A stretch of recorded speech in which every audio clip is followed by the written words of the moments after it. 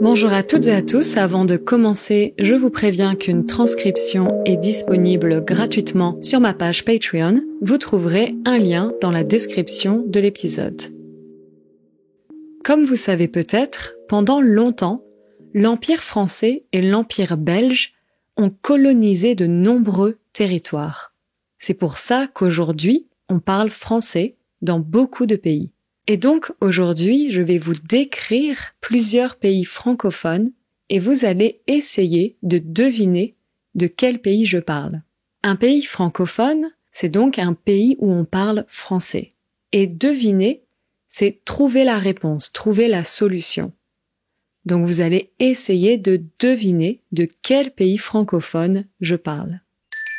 Le premier pays est un pays où on retrouve plusieurs organisations internationales, notamment le deuxième plus grand siège de l'ONU après New York. L'ONU, donc ONU, c'est l'Organisation des Nations Unies.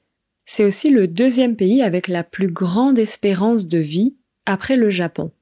L'espérance de vie, c'est combien de temps on vit.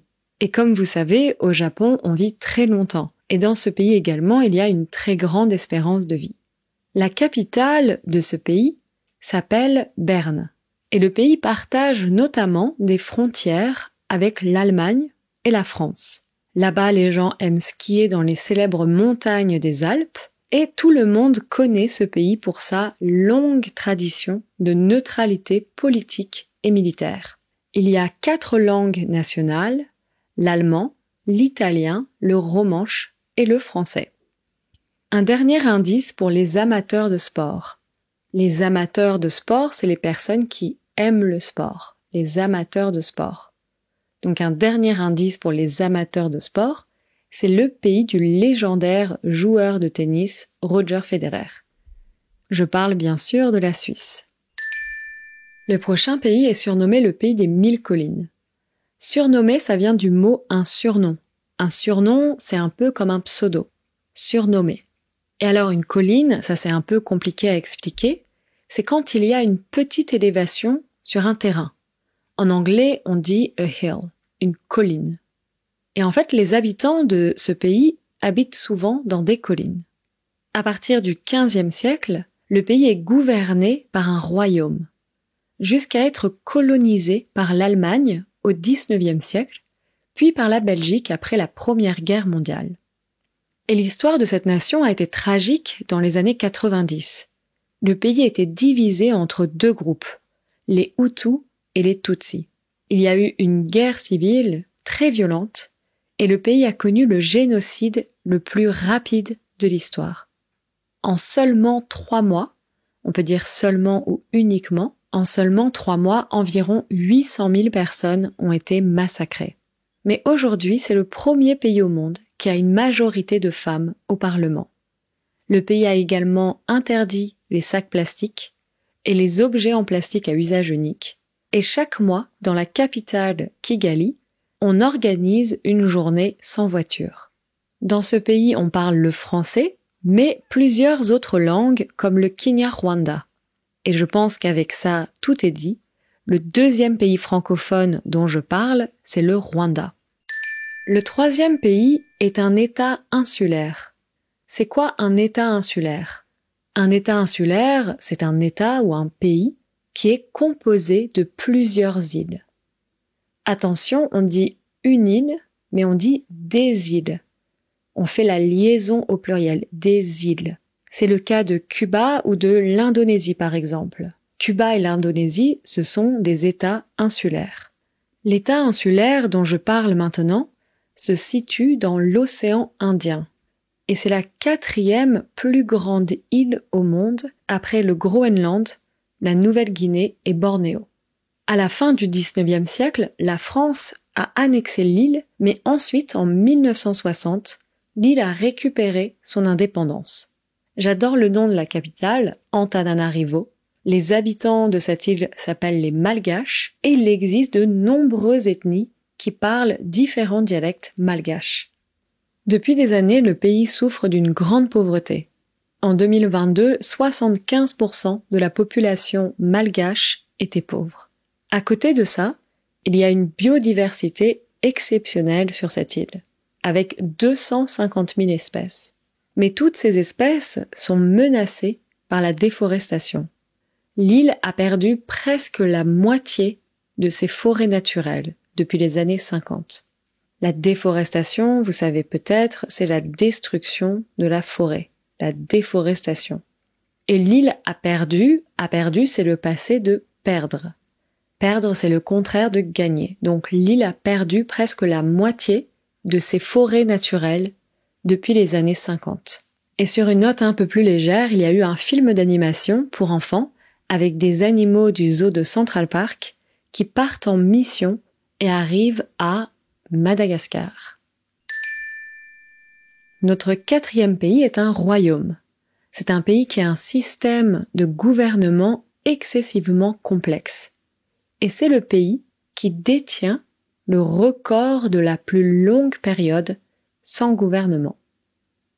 Ici donc, qui détient, ça vient du verbe détenir. Détenir, c'est un peu comme avoir. Qui détient ou qui a. Donc c'est le pays qui détient, qui a le record de la plus longue période sans gouvernement.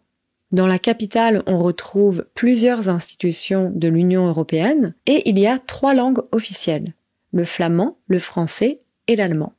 On connaît souvent ce pays pour sa bière, son chocolat, ses gaufres, ses frites, mais c'est un pays qui est également connu pour ses bandes dessinées comme Tintin ou Lucky Luke, pour son architecture de l'Art Nouveau, ou encore pour être le pays d'origine du saxophone ou de la théorie du Big Bang. Je parle bien sûr de la Belgique. 5e pays. Cette fois-ci, on est aux Antilles. Est-ce que vous savez ce que c'est les Antilles? Les Antilles, c'est un ensemble d'îles situées dans la mer des Caraïbes. C'est le cas de la Jamaïque, par exemple. Et donc le 5e pays se trouve aux Antilles. D'abord occupé par l'Espagne, puis par la France, le pays a récupéré son indépendance en 1804, à la suite d'une révolte des esclaves. C'est quoi des esclaves? Les esclaves, ce sont des personnes qui sont privées de liberté et qui sont sous la dépendance d'un maître. Par exemple, dans le film Django Unchained de Quentin Tarantino, Jamie Foxx joue le rôle d'un esclave et son maître est joué par l'acteur Christoph Waltz. Et donc, comme je disais, il y a eu une révolte des esclaves et le pays a récupéré son indépendance en 1804. Mais en échange de cette indépendance, la France a obligé le pays à payer une indemnisation aux anciens propriétaires d'esclaves. Les habitants devaient choisir entre la liberté ou la domination française. Le pays a finalement accepté de payer cette énorme dette. Puis au XXe siècle, ce sont les Américains qui ont occupé le pays et exploité la population locale en les forçant au travail. Récemment, une enquête du New York Times a montré combien cette longue dette et toutes ces occupations étrangères ont été une catastrophe pour le pays, sur le plan économique et politique. Aujourd'hui, le pays hérite d'années d'instabilité politique et de pauvreté. Et en plus de ça, la population doit régulièrement faire face à des catastrophes naturelles. Faire face à quelque chose, c'est comme confronter quelque chose. Donc la population doit régulièrement faire face à des catastrophes naturelles. Quelques infos en plus sur ce pays. Il est surnommé la terre des hautes montagnes. Toute l'année, les températures sont des températures d'été. Alors l'été, c'est une des 4 saisons. On a le printemps, l'été, l'automne, l'hiver. En ce moment, en France, on est en été. Et donc, dans ce pays, toute l'année, les températures sont des températures d'été. La capitale s'appelle Port-au-Prince et il y a 2 langues officielles, le français et le créole. Plus précisément, le créole haïtien. Donc, je parle de Haïti. Alors, attention, Haïti, il y a un H, mais en français, on ne dit pas Haïti, on dit Haïti. On ne prononce pas le H. Pour celles et ceux que ça intéresse, j'ai mis un lien vers l'enquête du New York Times dans la description de l'épisode et dans la transcription. Allez, dernier pays, si vous avez encore un peu de courage, le 6e Et dernier pays partage notamment une toute petite frontière avec le Danemark. Il s'agit du deuxième plus grand pays du monde après la Russie.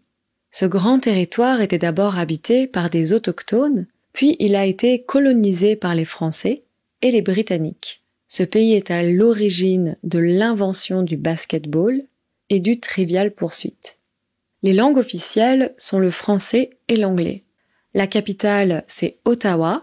Jim Carrey, Avril Lavigne, Ryan Gosling viennent de là-bas. Et je parle bien sûr du Canada. Et oui, il y avait un piège, a trap, un piège.